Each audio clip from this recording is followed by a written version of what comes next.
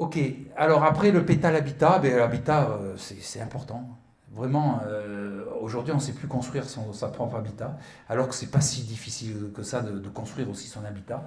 Vous voyez là j'ai pris un exemple des maisons passives, matériaux naturels, c'est ce que nos anciens savaient faire. Alors là c'est pas nos anciens chez nous, c'est à Cuba. Vous voyez le bâtiment, ça s'appelle un ranchon, c'est les indigènes qui font ça encore aujourd'hui, c'est artisanal, c'est magnifique, ça résiste à des vents de 250 km/h. Ça tombe bien, ils ont beaucoup de cyclones là-bas. Alors nous, on en a, il y a des artisans qui en ont monté un grand, sur notre site là. Bon, Irma est passé, hein, mais Irma était à 300 km/h, donc le ranchon est tombé. Mais autrement, ça résiste à 250 km/h. Donc vous voyez que, et pourtant, on n'a pas l'impression quand on le voit, cette paillote-là, que ça permet ça. Cette façon de faire est extraordinaire. Comment on va récupérer les eaux, comment avec du palmier, on va faire des chaumes et on va faire des toits étanches. Comment on va permettre l'autoconstruction, et c'est ce qu'on a mis en place. Donc vous voyez par exemple les 3 habitations qui sont en bas, entièrement faites avec des matériaux locaux, et bien ça coûte, les 3 là, ça a coûté 5 000 $. 5 000 $. Vous avez 3 familles, et là, il y a beaucoup de place dans les habitations. Donc c'est comment on réduit les coûts en termes énergétiques et en termes de construction pour que ça puisse être accessible à tous, l'habitat. Donc voilà, donc après sur le côté économique, c'est vraiment important aussi. On a aidé, alors ça c'est pas nous qui l'avons mis en place, on a accompagné la ferme multiservicielle de Los Angeles, donc à Lens, avec nos amis des Anges Gardins, où sur un tout petit territoire, avec 5 ou 6 postes en insertion sociale aussi, il y a un véritable travail de production, et en fait un véritable travail paysager, où on peut se promener dans un parc qui est complètement maraîcher produit. Dans un tout petit domaine, et qui aujourd'hui a fait tellement d'émules que sur la ville, ils sont en train de faire ce qu'on appelle un archipel nourricier sur toute la ville, c'est-à-dire de permettre d'avoir des plantations un peu partout par les habitants. Parce que c'est un levier qui a permis que les habitants se mettent aussi à travailler. Et ça, c'est vraiment très important.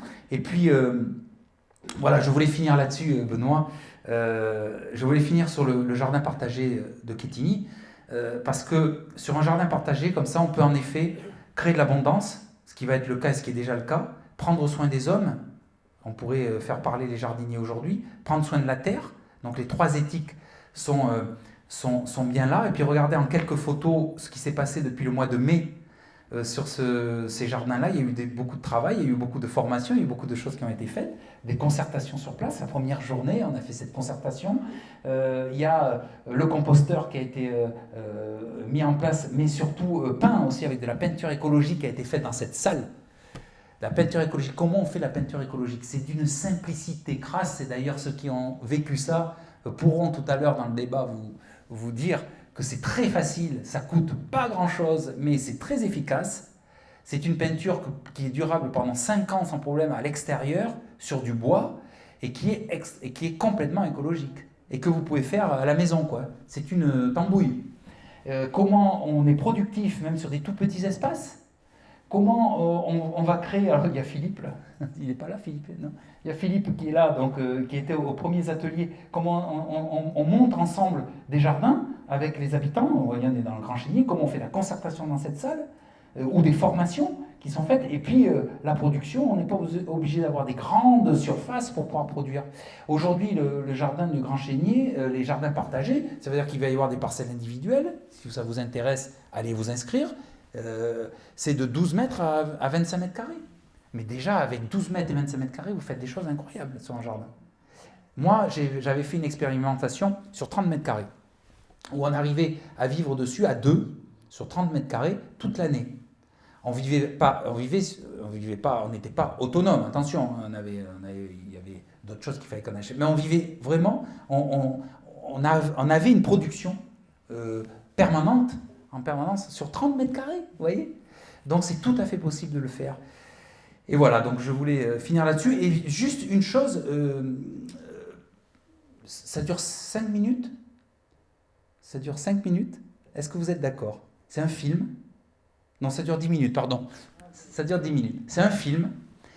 C'est juste qui devrait vous regonfler, mais j'espère que vous êtes bien gonflé. C'est un film qui est très important pour moi, parce qu'il est présenté par Bill Mollison, donc le fondateur de la permaculture australien.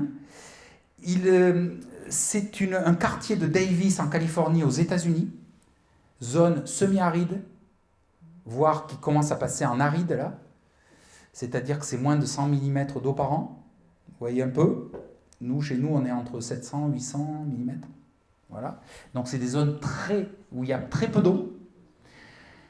Ce reportage a été fait en 2007, donc aujourd'hui ça a dû évoluer encore. Ils ont mis 7 ans, ce que vous allez voir ça a 7 ans, voilà. Et il y a tout dedans. Il y a tout, j'espère, toute la philosophie de la permaculture qui est dedans. C'est fait par les habitants. Et comment les habitants peuvent se réapproprier leur territoire en faisant des vrais sanctuaires, des vrais îlots de fraîcheur, des vrais îlots de bien-être. Et en plus c'est aux États-Unis. Donc on n'est pas allé vous montrer, vous voyez, c'est les États-Unis. Ça va? Ok? Vous êtes d'accord? Je vous l'ai bien vendu, hein? Ah, j'ai pas intérêt de me planter maintenant. Alors c'est sous-titré, donc peut-être que vous allez être obligé de... Vous voulez que vous y voyez le sous-titrage? C'est bon? Ou alors vous voulez que je vous le traduise? C'est bon? And we can build them all into human settlements if we want to. Or we can build settlements which take no account of any of these human needs.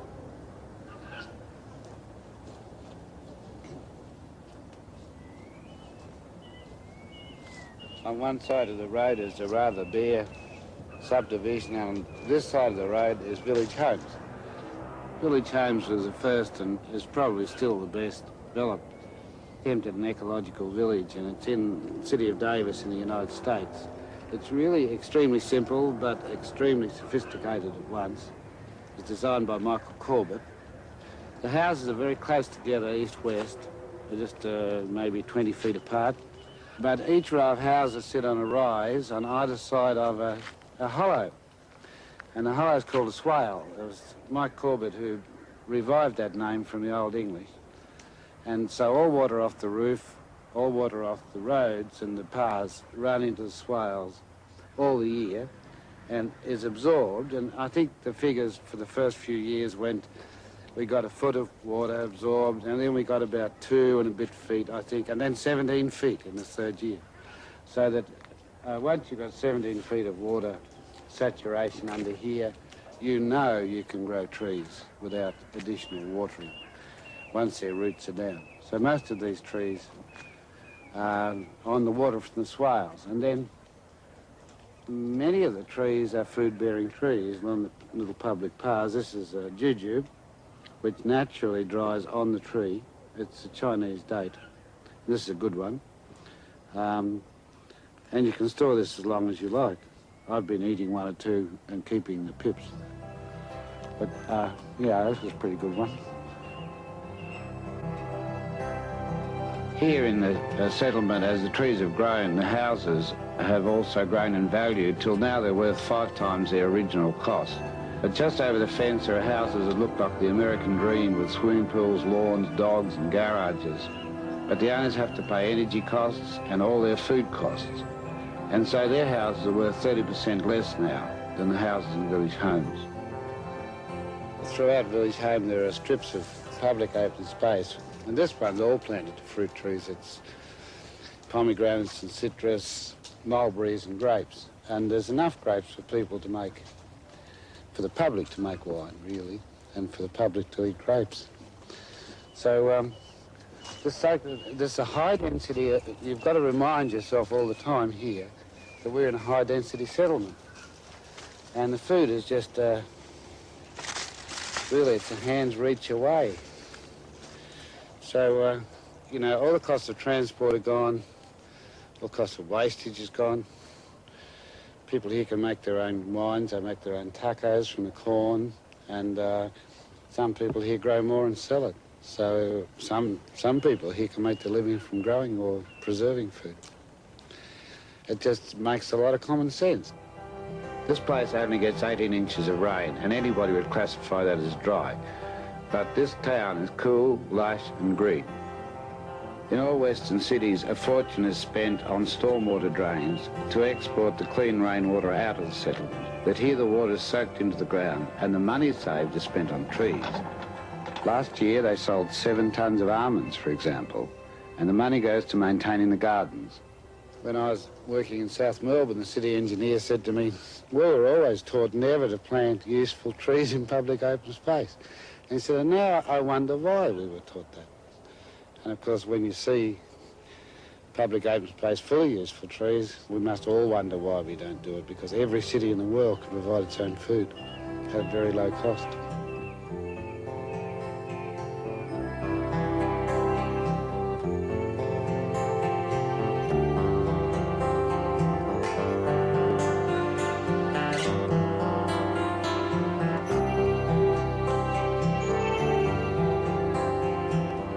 While I was in Village Homes, I met an old friend, David Katz. He and his wife Karen and their kids have been here from the very beginning. Can't move from here because the kids don't want to leave. And it's a great neighborhood for kids. It's nice to have a place where there's real neighborhood. There's other people looking after the kids or aware what's going on, and the kids could go out the door from wee toddlers on up and make their own friends and really control their own life to a great degree. That we don't have to, you don't have to worry about them and run their life as much, and makes things easier for us, and it's a lot better for them. It's been really fun because there's no through traffic and you can play in the streets, and there's lots of fruit, so there's like almost something on the trees all year long. So like summer there's peaches, and during the fall there's pomegranates and grapes, and that's been fun. And it's also been fun just to have the big green fields and being able to go chasing the grapevines, and also just being able to ride away and go downtown. They know the whole place so much better than we do. They know everyone's what everyone's backyard is like, where their gates are, how the windows work, and where the secret spots are. They play tag for hours, even the big ones do. And no one can find them there. And I imagine every kid around here has gotten involved in the commerce of the place in terms of the little girls in the neighborhood. There are only 5 or 6, there's 3 or 4 that pick little bouquets and peddle them door to door, just mostly, I think, for the fun of it. And there's just such a cornucopia of fruit and all this other stuff that I think it's occurred to all of them at one time or another to try to do something with it. They get a real appreciation for it and actually know a ripe fruit from one that's not, and develop a surprising knowledge about all these kinds of plants. And they're not even aware of it. And so that's nice too. You know, but the one thing we never really appreciated was the fact of how much freedom we got out of the situation. Just like right now. Really?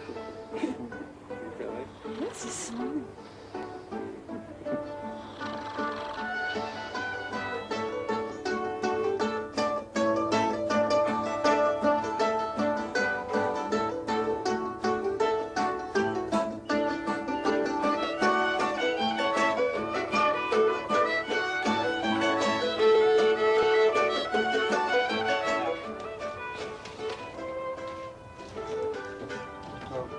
That's an extremely beautiful house. It's cool.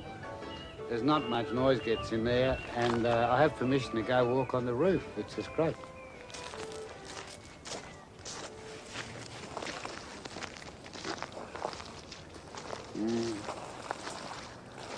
Well, here I am at the chimney of Jim and Donna's house, you know. This is the sort of roof I really like. It's always pretty, but it never needs painting. It's always different colours with the flowers and the foliage. And it's, Donna's down there, but she can't really hear me up here, so it's pretty soundproof. And I remember this when it was a short herb garden. Now it's looking like a forest, 7 years later.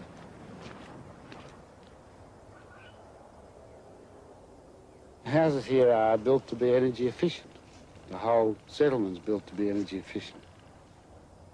Here, the windows to the south, the solar windows, are shaded this time of year both by grapes and by awnings, so we don't get a lot of direct sunlight and heat in when we don't want it. Well, soon it'll be winter, and the sun goes low, comes through these windows, and falls on these innocuous blocks, which are actually steel tanks, which will be filled with water come the winter, and they'll absorb the heat and radiate it at night into the living area and the kitchen area and out here. So everything's quite passive. In this sort of environment, it's typical for the envelope of the house to merge into the garden almost without any abrupt gradation. So you're sort of inside, partly outside, outside, and, you know, most of the things around us out here are food anyhow.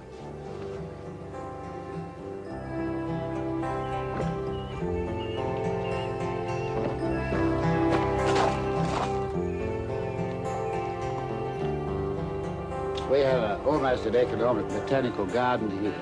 We have plums, cherries, grapes, peaches, pomegranates, citrus, quinces, what else? Well, it's just, and I can see a banana, like passion fruits. Quinces, for instance, you never cook a rabbit without you use a quince. I can see a rhinoceros.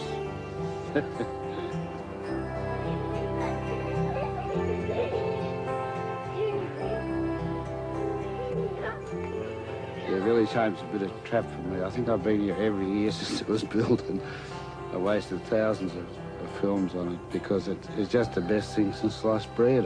It's the nicest place, I think, in the world for human settlements.